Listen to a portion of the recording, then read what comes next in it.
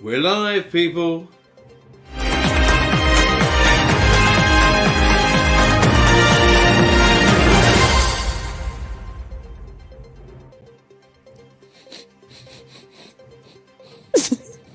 Oh, it's you! I smelled something. I knew it was you. Now then, if you can tell me which children's television programme that was the start to. Oh, I dread to think. You win an EV Cafe mug. Children's programme. Children's programme, I still watch them. Welcome to the news and views of the award-winning EV Cafe. 30 minutes of what's happening in sustainable transport with expert analysis from the EV Cafe crew. Brought to you this week in partnership with Iveco eDaily. Business as usual, just electric, and we'll be seeing a lot of them on the EV Rally. More of which in a minute. Today's opinions on a stick are our wonderful Paul Kirby, our outstanding Sarah Sloman, and of course Sam. So EV Rally, people, it's going to be big.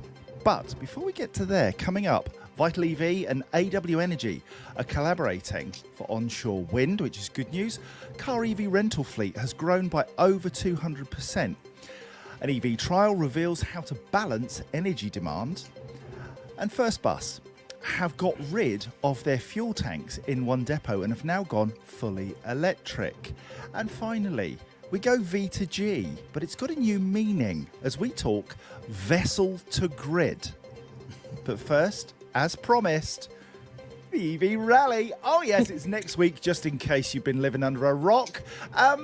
Paul, the EV Rally, what does it mean? What is it? Why do we do it?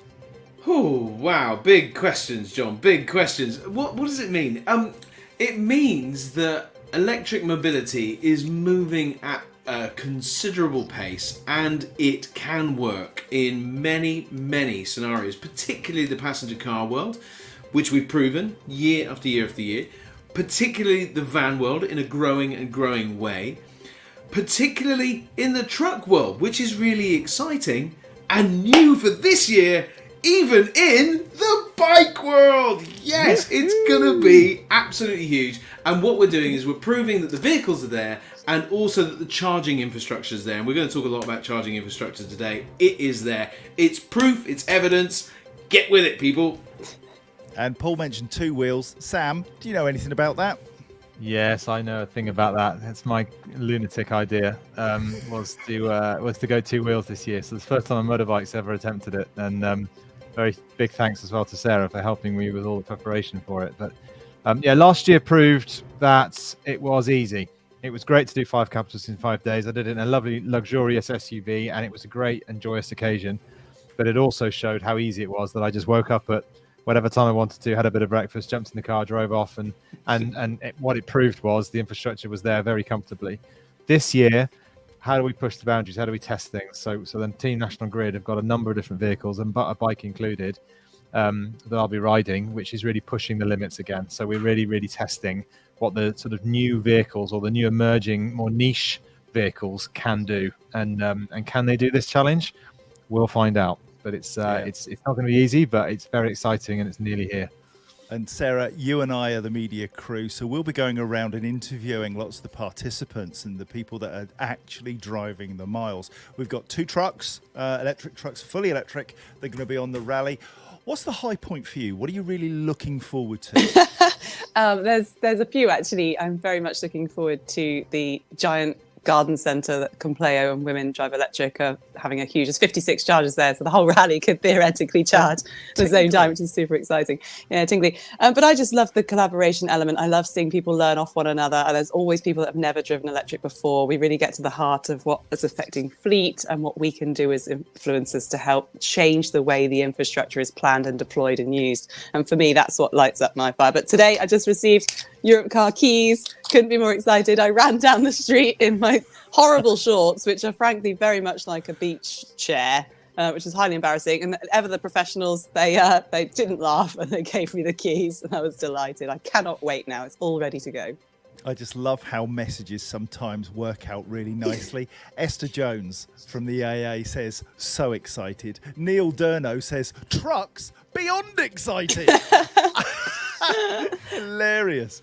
And Ashley Bannister, my dear boy, I think you are the first one to get the introduction question right. It was Bear in the Big Blue I have House. no idea what that is.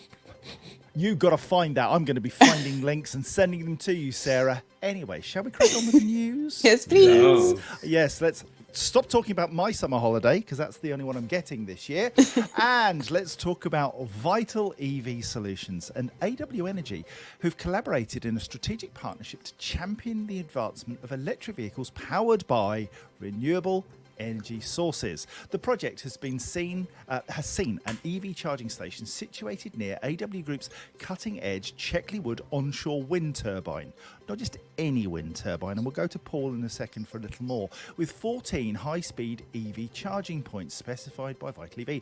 It operates at up to 1,000 volts, with a 900 kilowatt total charging capacity currently available, and the capability to increase the site's operation to 1.6 megawatts and deliver 300 kilowatts of charging to a single connector. The charging facility is designed for public use as well as bus and heavy goods vehicles, and it's located adjacent to the A5 trunk road between Dunstable and Milton Keynes. Paul, you were there last week. Tell us about it.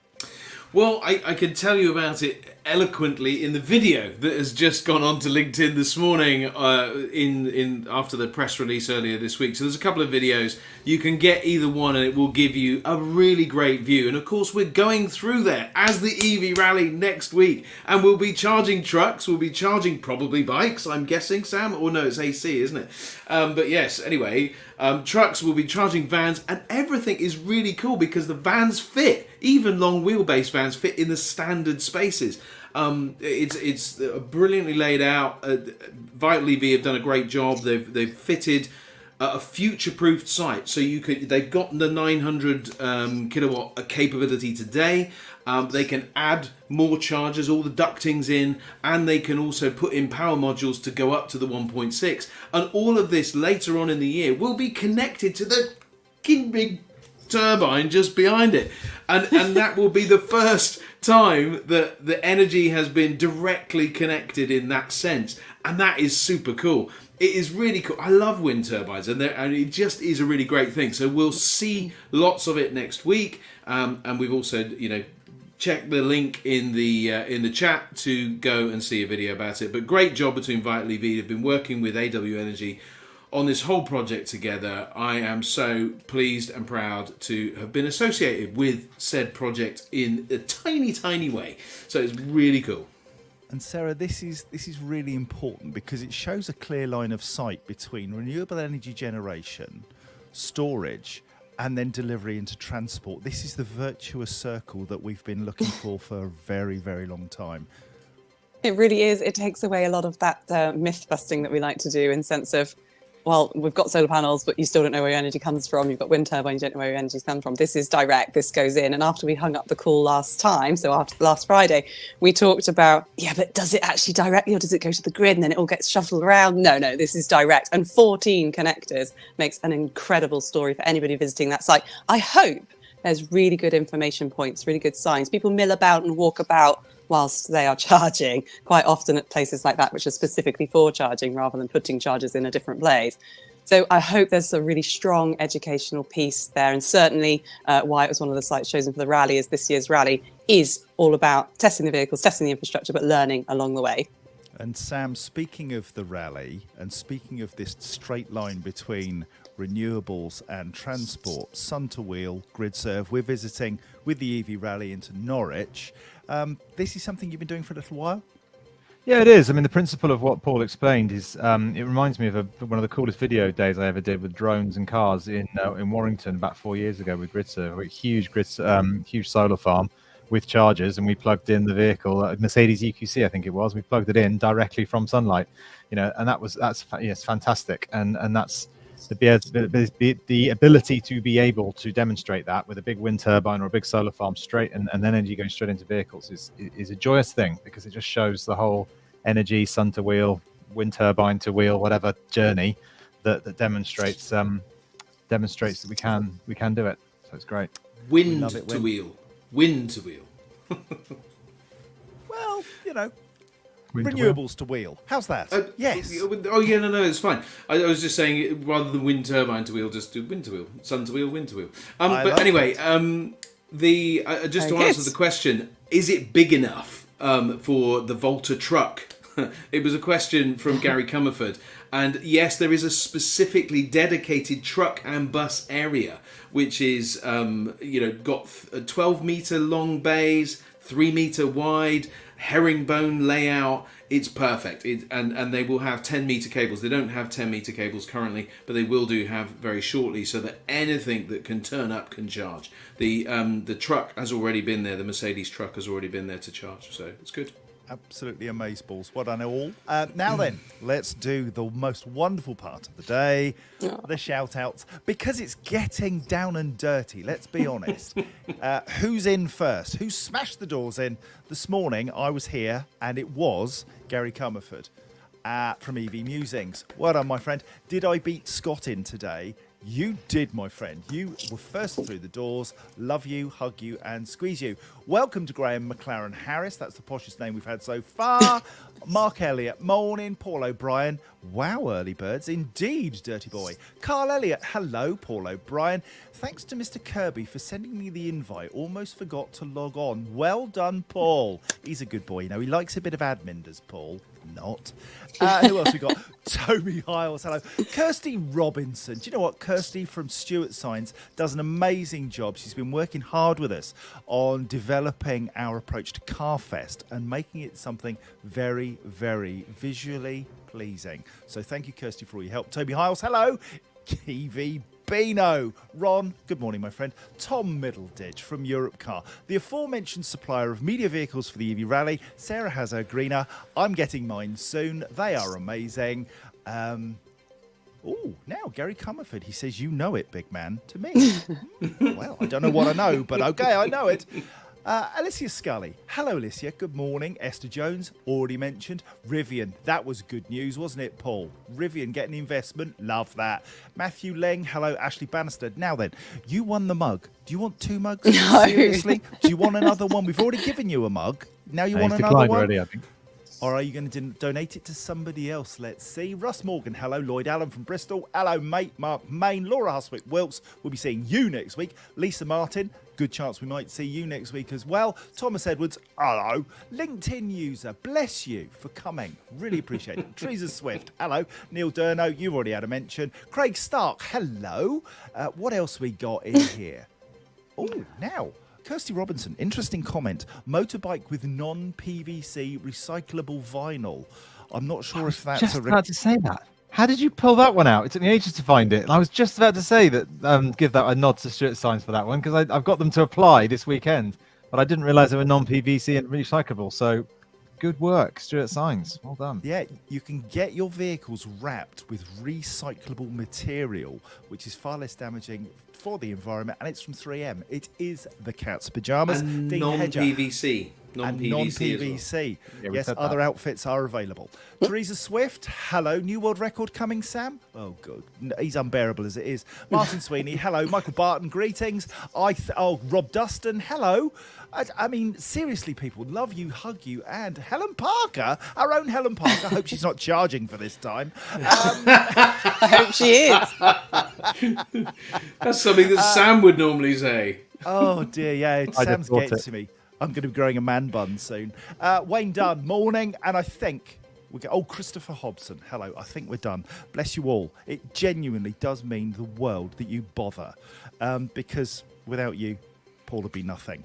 The electrification of the rental fleet has already saved more than 25,000 tonnes of CO2 per year, with the overall EV rental fleet growing 200% since 2022, according to a new BVRLA report. The report illustrates with 90,000 private cars taken off the road as well, vehicle rental makes an essential contribution to the UK society. The BVRLA assists in providing more sustainable mobility, as does the rental market. Produced in collaboration with PA Consulting, the Rental Credentials Report includes feedback from more than 1,250 customers and operating data from companies responsible for around 70% of the UK's car and van rental fleet. our partners Europe Car are going to be on the EV rally showcasing vehicle rental and the wide range of vehicles. Paul, rental of vehicles, car, van, it's really, really important to give a fleet manager flexibility, isn't it? I think so, and I think the flexibility that is inherent in the market anyway is why the rental companies are there. But this is a great opportunity as they begin to electrify for people to really prove whether the case works for them. Now, we often know that it will work, but it won't work necessarily in every circumstance, particularly for vans and trucks. But there are a lot more than they originally think, and this is a perfect opportunity for them to take advantage of it. And it is a tough gig for the rental companies because everybody focuses on the daily price, the weekly price, the monthly price, and actually that's a bit higher. So we need a bit of education along with that to support these rental companies in their activity around the cost of energy, the cost of maintenance, and all those kinds of things, which will make the case more compelling for them. So it's a great job for the rental companies, but we need more information to support that push, in my humble opinion. Absolutely. And Sam, one of the things that we've discovered is that Europe Car are able to provide a rental vehicle within 4 hours. So from the time you book it to the time they deliver it to your door, 4 hours. It's that kind of responsiveness which makes it a viable solution for people, doesn't it, when they need flex? Yeah, it's bonkers, isn't it? It's such an amazing service. I mean, I've got nothing else to add. It's just that what a fantastic thing to be able to produce for people and give people the ability to have that accessibility to EVs. It's fantastic. Yeah. Sarah, we're both driving Europe Car vehicles, rental vehicles that have been wrapped. They're a fetching shade of Europe Car green. Yeah. Are you buzzing for this? I just tells you, had it delivered, and I looked around and went, well, this is rather nice. It's like having a brand new car, because it is a brand new car. It's very clean inside, unlike my own car. And I've lived for 2 periods of my life without a vehicle, and both of those were when I lived in a city centre, because rental was just so easy, just half a day. And I know people now who live rurally and still don't have a car because they just have one between the two or whoever they live with, but they rent it for the weekends. And whilst it looks like a whack of change, if people actually worked out what their daily ownership was of a vehicle, then they probably wouldn't wince so much at the price compared. Absolutely. Let's pick up a couple of comments in the comments box here. Kirsty Robinson says from Stuart Signs about the non-PVC wrap, looking good, doing good. I like that a lot. Helen Parker reckons she's on double time, Sam. That's not happening. And Dean Hedger, really interesting question. Do you think that OEMs will use rental firms to hit their mandate for EV registrations? Paul, I have to confess, I hadn't thought of it. Don't really understand how that might work. So basically what happens when the OEMs go out to the market, or when rental companies come out to the market, either looking for cars or looking to sell cars or vans, a deal gets done for 100, for 500, for 1,000, whatever it is.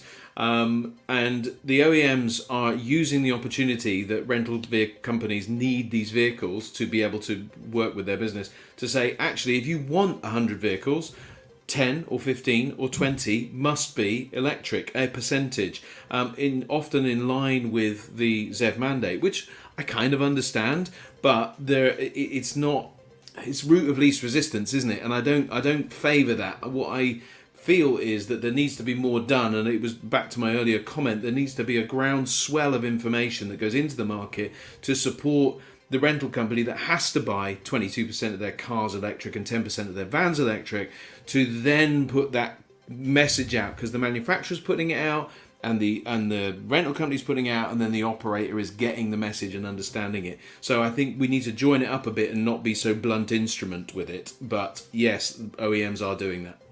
Yeah, Ron Godfrey asked a really good question. Why do people still buy EV? So many ways of accessing EV and buying a car for yourself. What's ever happened to the shared society that we need, where we don't own stuff, but we rent it as and when we need it, like we do with mobile phones.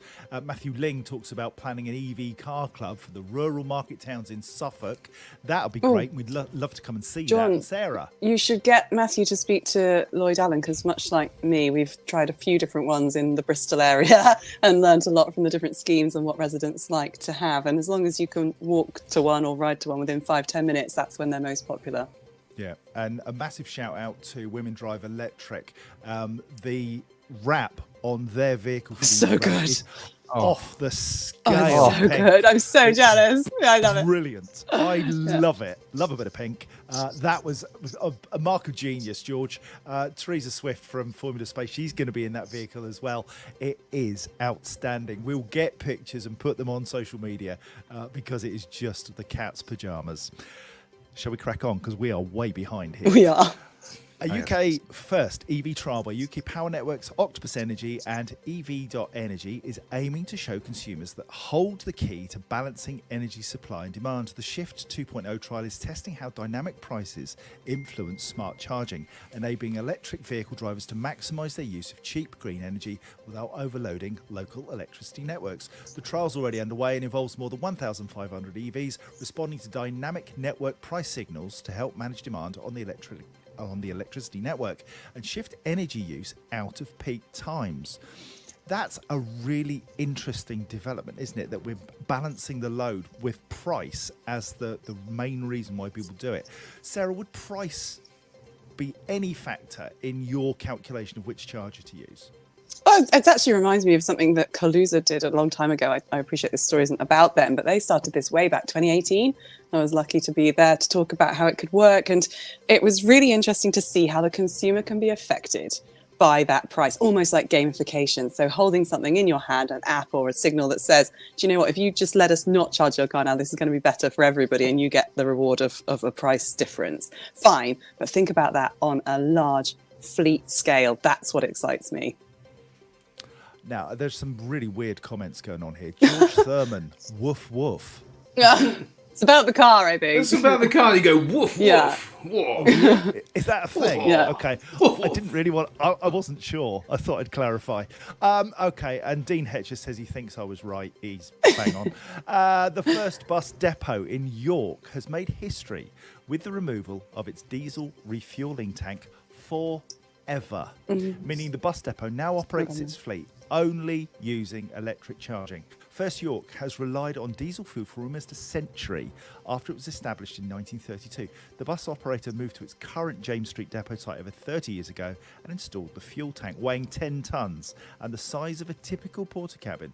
The tank held 44,000 litres of fuel, which would last the depot 7 days. And so diesel deliveries were made twice a week to maintain levels. First York now has a fleet of 86 zero-emission buses, saving close to 5,000 tonnes of carbon emissions every year. Sam, Zehiv, your project that you're delivering with electric HGVs is going to have a similar impact for logistics, isn't it? It is, but it's a lot more challenging because the trucks are more sporadic in their movements. But so to see the bus networks like the one in York being able to do this is just such a great foundational yardstick for others to see what can be done, because their motions and their movements are far more metronomic, so they know where they're going at the same time every single day, and they've planned everything around that such that they've weaned themselves off diesel completely, which is just phenomenal. So whilst there are lots of commercial capex challenges in converting a bus fleet to electric, if you put that aside for one second, it's quite an easy operation to electrify because you know exactly what you're going to do on and how much energy you're going to use on a daily basis. So they've done it, they've proved it, and that's fantastic news. Really, really good news, and it just sets the marker for everybody else to try and meet. You know, I think a bit differently. You mentioned metronomic motions. I have those. Let's move on. Paul, in terms of logistics, do you think that there'll be the same impact with vans, that we'll see huge depots that have previously had great tanks for bunkering fuel, like the police, for instance, they do it all the time, that they're just going to go? It's just going to be totally redundant. Yeah, I think what we've got to understand is what can change, some of what needs to change, but what can change and what benefit we can derive from that. You know, there'll be additional space, there'll be less logistical requirements for the trucks that you know, Sam's looking to electrify.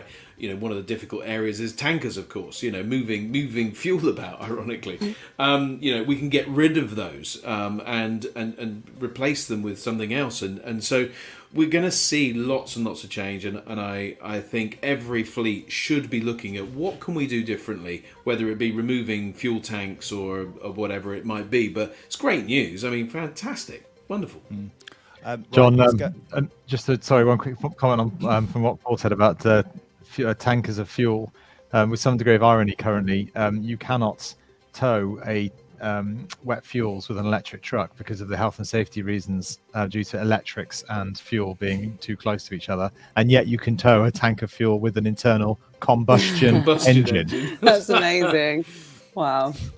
The ironies of life. Right, Yeah. Let's talk Vita G, £1.8 million project. Can UK vessel to grid project has united the UK and Canadian experts to create the first transatlantic V2G project for electric vessels. Using V2G's bidirectional charging technology allows electric vessel batteries to both receive and supply energy, cutting carbon emissions, slashing e-vessel costs, boosting grid flexibility and speeding up e-vessel adoption. The transatlantic partnership will deploy bidirectional chargers and electric vessels in Plymouth, UK and Halifax, Canada. These installations feature V2G capabilities in both software and hardware onshore and aboard the vessels. The dual locations, with their contrasting environmental and operational conditions, will demonstrate the bi-directional energy flow to and from the vessel's batteries. V2G in ships before we've really got it in cars. Oh, doing my head in. That's real progress, though, eh? Go for it. Sarah, I love go it. for it. Again, it's been a long time coming. I've been watching with great interest. There's very different rules that apply to this entire different policies. If we think we've got it bad in the electrification world of just the roads and transport, think about the ports. There's whole policies and laws and regulations going towards them, and different funding structures too about the ownership of the big transformers and the batteries. How big are these vessels? There was once going to be an electric ferry that went between Avonmouth and over to Penarth in South Wales. That never happened, and then it became a hydrogen option, and it's gone round in circles. Well, no, it never set sail, but I'm really excited to see how big these vessels actually are. And again, I sometimes smirk because I think the rest of the continent in Europe must think we are quite funny with the fuss that we make about these advancements that we have that they've done 5 years ago. So electric ferries have been running a long time elsewhere. So let's do the right thing and learn from them. But yeah, great story, John. Well found, Helen and John. In John, Scotland, we can't even build ferries. We had a ferry that was due to take 18 months, has taken over 8 years, and when it was launched, had to have painted on windows. No! Absolutely true. Sam, go for it. I was just thinking, John, that the vehicle to grid on a vessel is probably the largest vehicle that could ever be, or transport vehicle that could ever have V2G, as in distributing energy from a mobile vehicle back into something else. But in the other complete end of the extreme, on the rally, I shall be doing vehicle to load every day on my motorbike, which is the same thing. It's just that I'll be using National Grid's EV6 support car to be able to take energy from it and charge my bike at the end of every night at the hotel. So same principle, but on the small scale. So it's lovely to see that we can demonstrate with a massive vessel the capabilities as well as the small vehicles, and being able to tap into vehicle to load in that context just the same, which is pretty cool. Paul? Oh, it's just interesting that Neil Durno mentioned would love to look at the business case. I am curious because V2G really makes a difference in many cases, or at least in theory, because we haven't really tested it as well as we would have liked. But the reality is that the business case is what will drive adoption, because how are we making money? How are we extending the journeys? How is it all working? I'd be really curious to kind of say, well, why is there V2G in that vessel? And then why is it over in Canada? How do they get between the two? Are they capable of doing that journey, or do they need another ship anchored halfway that can power with solar, or just like floating in the sea and then download that? I mean, how does it all work? I'm really curious because I think it could be brilliant. I think they're just working locally. I don't think they're going massive distances. I think they'll set off from Plymouth and do a local journey and go back to Plymouth. They'll be in Halifax and do a local journey. It just happens that they're trialling two things in different environmental. Yeah, Atlantic was the problem, wasn't it? Atlantic gave a vision of it. Yeah, I was like one side of the Atlantic to the other. I'm thinking the Titanic is going via electric. You know? That's our next rally then. Off we pop across the oceans on electric ferries. You've also got to consider energy logistics in this, in as much as the energy is there to drive the vessel to move it and propel it into a certain place. If it's going to come back, it's going to need that energy, as well as being able to have capacity to distribute it the other way so that it can be utilized back into the grid as well. So it needs to be a balance between what you need and what you can give, and when you do those things throughout the dwell time of the vehicle. So, but that's the business case, isn't it? That's the movement of energy around is whether the business case stacks up and how it works out, or is it to give longer distances or what? I don't know. Hey, lovely people, it's 10:31. I know that others have meetings and calls and stuff to do. I'd like to just call out Toby Hiles, if I may. Imagine if you could harness the wind to help power ocean-going vessels. We could use flappy bits of cloth and call them sails. It's interesting. We talk about using electric vehicles to deliver products in sustainable packaging, milk floats. Hello, people. Let's go back to the way we used to do things. It was better then. Anyway, if you've got any clean stories, you know the story, clean transport, all that stuff, hello at evcafe.org. We won't be around next week as it's the final day of the EV Rally. We might have mentioned that we'll be on it and we might be a little bit distracted. We will be back on the 12th of July and look forward to lots of rally chat and industry catch-ups. So until then, it's goodbye from me and it's goodbye from them. This has been an EV Cafe production brought to you this week. Yeah, I know. I'll start that one again. EV Cafe. EV like cafe. I've been practicing my accents. This has been an EV Cafe production brought to you this week in partnership with the Iveco eDaily. Business as usual, just electric. Other sustainability news services are available, but this is just funner. The EV Cafe is truly blessed to be partnered with the AA Webfleet Europe Car Paythrough, Iveco, Zaptec, Drax, Sperry, Stuart Science, Hydrock, Allstar, Schneider Electric and Dynamon, with the EV Cafe supporting the transition to zero-emission vehicles. Enjoy the rest of your day and your weekend, wherever it takes you. We're off to the AA Oldbury for the start of the EV Rally. Oh. Until the 12th of July, bye! Bye!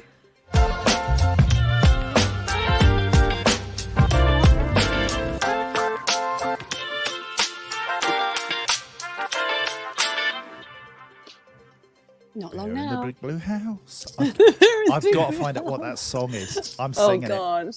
No, don't bother. Did you get a message from